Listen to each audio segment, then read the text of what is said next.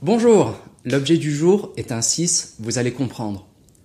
Dans l'histoire que je vais vous raconter, nous avons un sage qui est avec sa femme, paisible.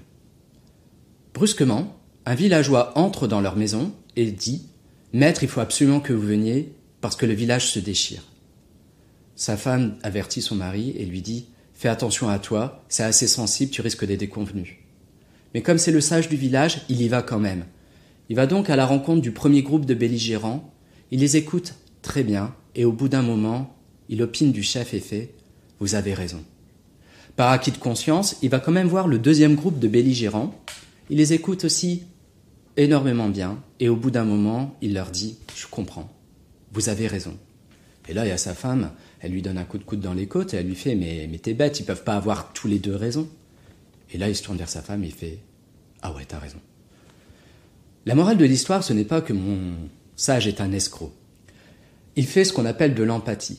Il va dans les chaussures de chacune des personnes qu'il rencontre et à force de bien les écouter, il comprend mieux leur perception et pourquoi ils se comportent comme ça.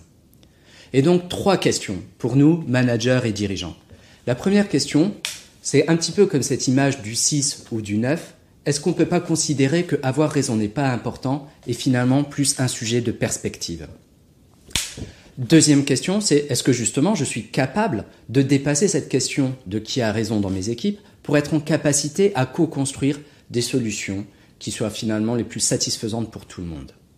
Enfin et dernière question, c'est est-ce que justement je prends le temps, moi manager ou dirigeant, à écouter mes équipes, à être dans leurs chaussures, voire même à prendre leur poste et vivre leur vie pour mieux les comprendre. Au CE Management, nous aidons les dirigeants à parler vrai en équipe.